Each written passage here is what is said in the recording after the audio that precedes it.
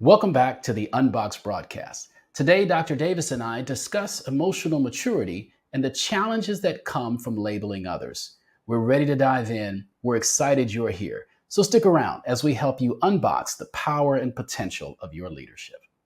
I'm Dr. Robert Davis, family life educator and leadership coach. This is my co-host, R.P. Soriano. Soriano attended Johns Hopkins Carey Business School, worked in the financial industry, and was an international consultant before partnering with me to launch UnBoxed to Lead. Me? Well, I worked for over 20 years as a senior pastor and a community organizer. Then I retired and started a leaders peer support community called UnBoxed to Lead. Soriano and I have been friends since the early 90s, and with our varied experiences and expertise, we help leaders reach the next level in their leadership. So join us for the next few moments as we unbox the power and the potential of your relationships, your leadership, and your life. All right, welcome back, one and all, wherever in the world you may be. I'm R.P. Soriano, and with me once again is my co-host, Dr. Robert Davis, world-renowned relationship systems expert and author of 12 Steps to Becoming an Unboxed Leader. How are you, Dr. Davis? I am doing wonderful. Thank you so very much. Well, I'm glad that we're back in the saddle again for another broadcast. I want to remind everyone to please like, share, and subscribe to our social media pages. And if you happen to be on LinkedIn, please make sure you follow our LinkedIn company page, Unboxed to Lead. And when you do, you'll receive a free copy of the ebook, 12 Steps to Becoming an Unboxed Leader, as a thank you for following the page. I also want to mention that we're offering a one-day intensive virtual bootcamp called Harmony at Home, Power at Work, Mastering Leadership Through Strengthening Family. That'll take place on November the 28th. We'll post a link below where you can register, so be sure to sign up and reserve your spot as space is limited. Okay, Dr. Davis, it's time for us to take another deep dive into our topic. As we take this journey into emotional maturity, one area that deserves our attention is the issue of labeling. And today we're going to discuss this issue in a unique way. And we're going to do it through the lens of a conversation that you had with your 16-year-old daughter about this very issue. So I'm just going to set the stage briefly here because your daughter is not only very smart, being 16 and in college, she's also very mature and well-rounded. So it makes sense that you'd be able to have this kind of conversation and discussion with her. And also probably a credit to the great parenting that you and your wife have done. Thank So, you. I don't hand out. Maybe we don't go in the same sentence too often.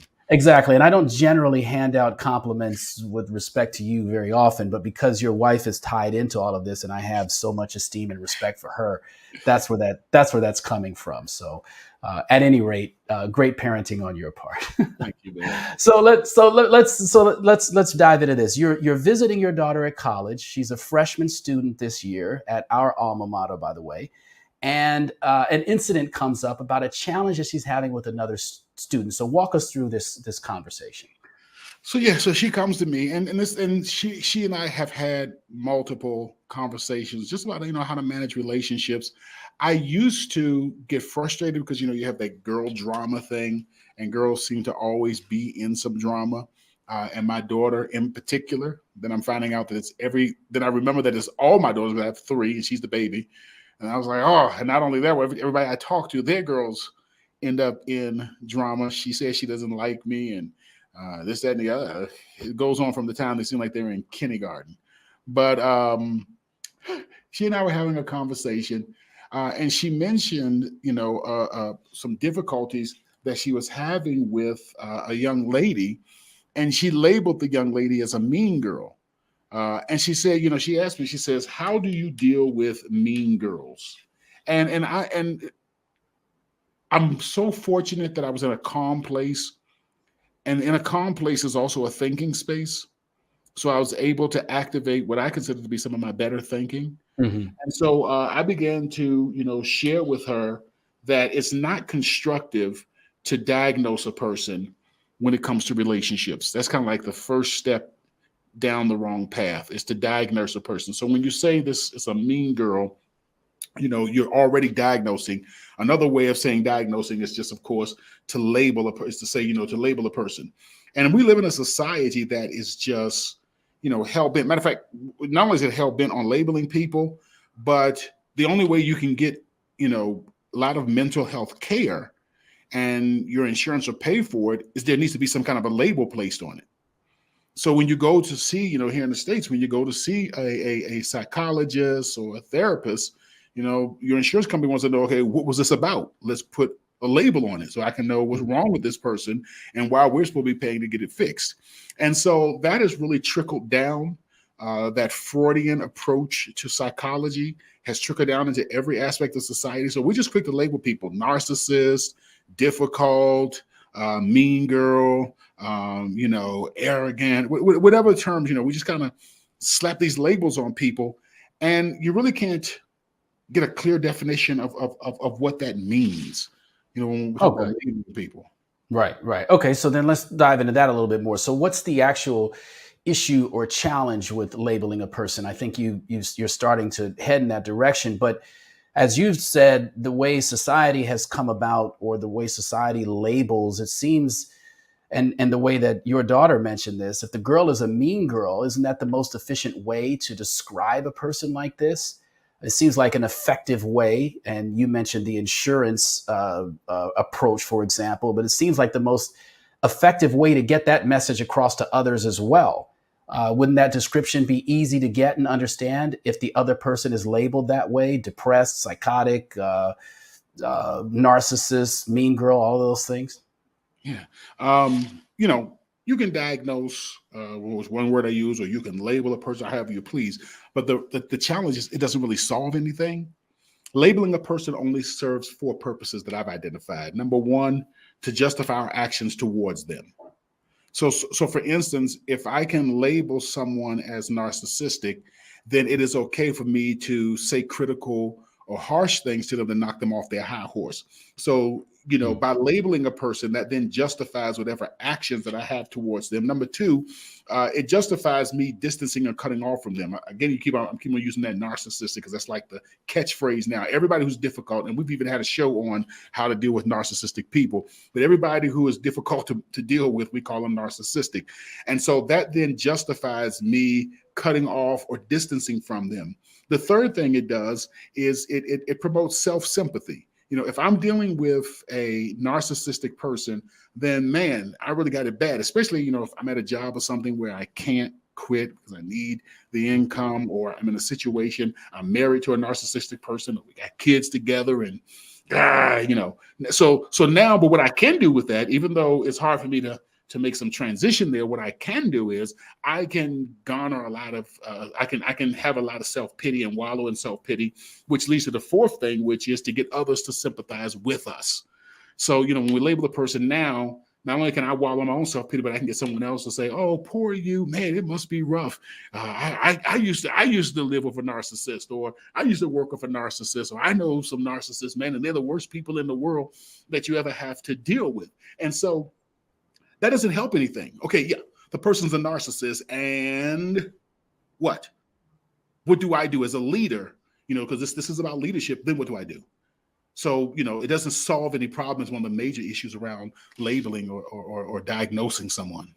Got it. So moving back into leadership here, I think what I hear you saying, or let me ask, are you saying that labeling is just not helpful as organizational leaders evaluate their team members' performance, their interpersonal relationships, behaviors, etc.? Yeah. So think about it. How does an evaluation look? When you evaluate a team member's performance or interpersonal relationship behaviors, how does that look? We evaluate, and this is kind of getting to the heart of what we're talking about today. Mm-hmm. We evaluate by observing the individual's behaviors. So you don't draw up a year-end evaluation that says Steve is a prima donna, Steve is narcissistic, Steve is whatever term. When you're doing an evaluation, especially if you have to identify negative characteristics, you don't label the person. you describe the behaviors of the person. So you would say, Steve has been critical of other team members in emails and during meetings. You see where I'm coming from? So now, Mhm. and you've seen this before. You've been in these, when you were in the financial industry, so you saw difficult people. And when it came time, now there's a difference between water cooler talk and leadership evaluation. Of course, around the water cooler, they said, "Man, Steve is a prima donna. Man, he's Steve. Steve is this, that, and the other." But when you are responsible and you have individuals that answer to you, then you can't go around labeling them. And not to put our business out there too much, but in Unboxed to Lead, you, Raphael, are responsible for the operations of our business. You're the COO. And so we have had in the past instances where you have had to address certain behaviors of some of our team members. And we don't, you didn't label them and talk about this person is lazy, narcissistic, or whatever it may be. What you did was, whether it was through the formal evaluation or whether it was, we need to have a conversation, you described their behaviors. And so what leadership is about is having the ability to observe behavior actions when it comes to evaluating. And so, Yeah. Oh, yeah. sorry. Go ahead. And, and, No, go and, ahead. and Go let ahead. me say this last thing. We as leaders can typically do that well when it comes to professional evaluation, but for some reason, because we're humans, we struggle doing that in interpersonal relationships. Yeah, and that's what I was going to get into here. Is that, I mean, there's one. You're bringing up the fact that labeling is unprofessional in the evaluating sense, but then you also referenced earlier kind of like the water cooler talk, or the times that we're not necessarily evaluating, and the shortcuts that we take in describing or labeling someone, which of course, we'll say this over and over again, speaks to where we are with our emotional maturity.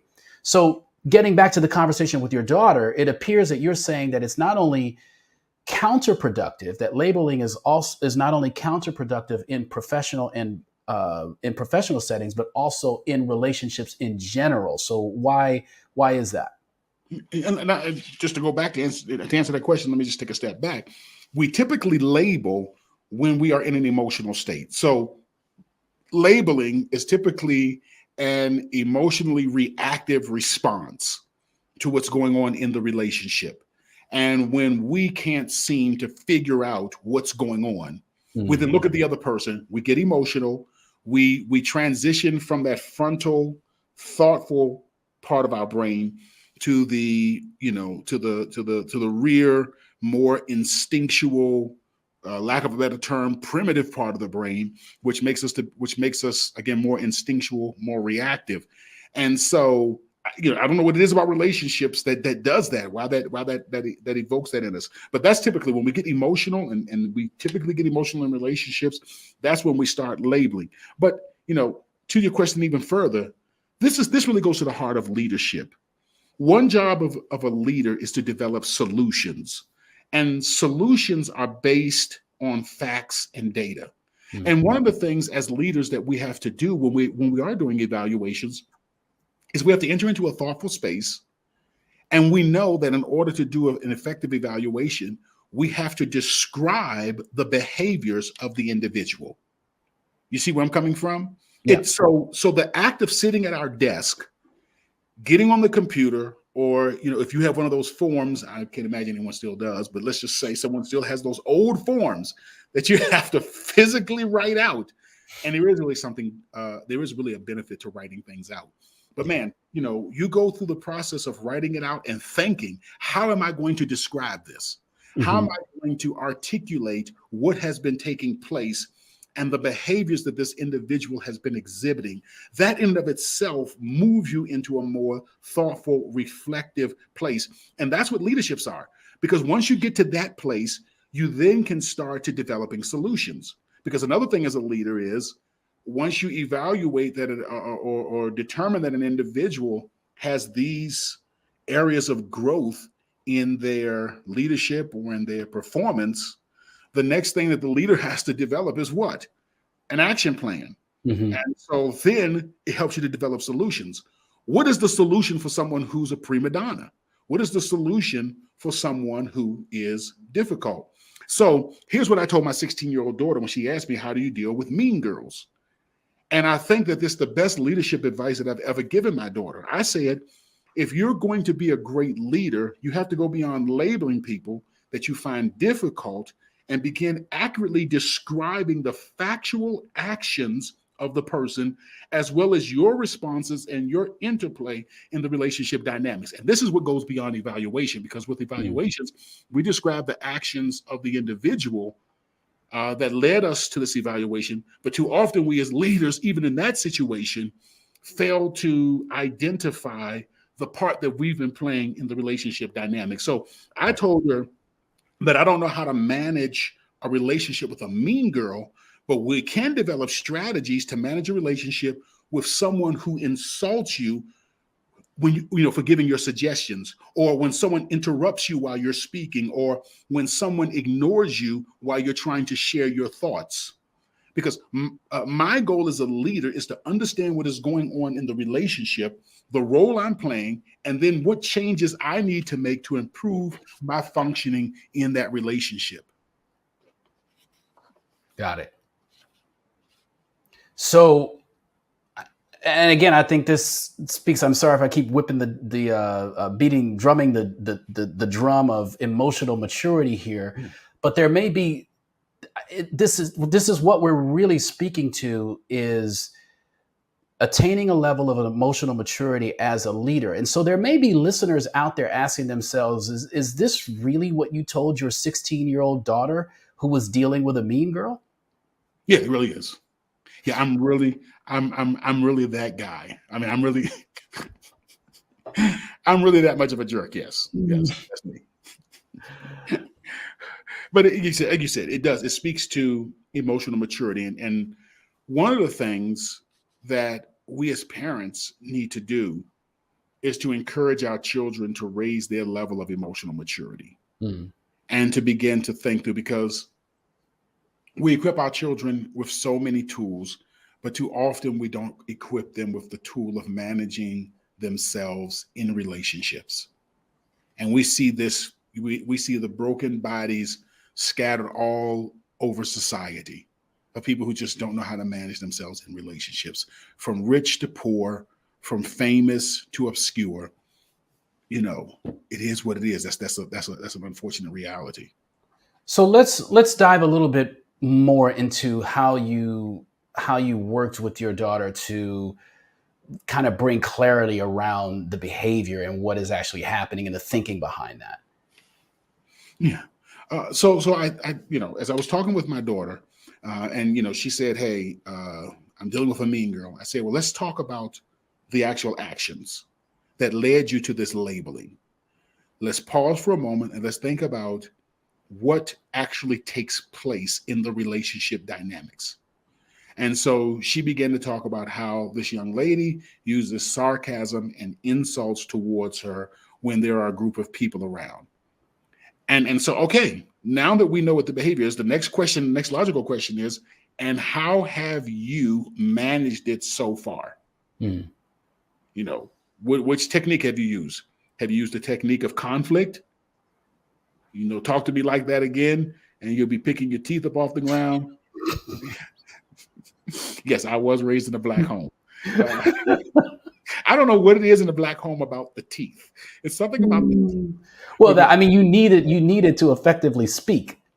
And so if someone has said something inappropriate and you don't want to do anything too drastic with their tongue, but you can do something with the teeth, to make it it's a constant, and it's also a constant reminder of them not to get out of place again, because they can still use their mouth, but going forward, they Yeah. realize, hey, last time I lost some teeth, so I should, So I should yeah, think this through. it really does. I'll be honest with you. Getting someone who threatens to knock out your teeth and who can do it really does help to sober you up and then help you to start thinking straight. That's So, one way to. That's one way to do it. That's one that's way to one do it. way. Oh, if the managers and leaders of the world could just handle it that way. What a world we would be living. What a world we'd be living. I don't know what kind of world it'd be, but we'd be living in a world, I tell you. But so I told her, I said, what are the methods that you're currently using? So, are you using conflict? Are you using distance? When she gets like that, I just shut down. I don't say anything. Are you using cutoff? When this happens, I just walk out the room and leave them all alone. Are you pursuing them? Oh, what's the matter? What did I do? Why did you say that? So, what strategy are you using? And we talked about the different strategies in some of our previous broadcasts, but then you can start identifying what strategy you're using. Then you can begin to evaluate whether that strategy is effective or whether it is not effective. But again, as I said before, by focusing more on the actions and being able to accurately describe what is going on, as well as the part that you're playing. And then you can begin to look at the triangle, which is to look at the other people that are in there and seeing how that dynamic looks when 3 people are involved and who's doing what. When you can really start to see what is going on in the field of relationship play, you can then say, okay, this is what I want to do. This is how I want to handle it. At least this is what I want to try to see if this will be more effective. UnBoxed provides a full-service leaders peer support community that helps high-level leaders become more authentic leaders who build healthy workplace cultures and reach their personal life goals. To learn more and discover how we can take your leadership and your life to the next level, please visit our website at unboxedtolead.com. That's unboxed, 2, lead.com. Again, that's unboxed,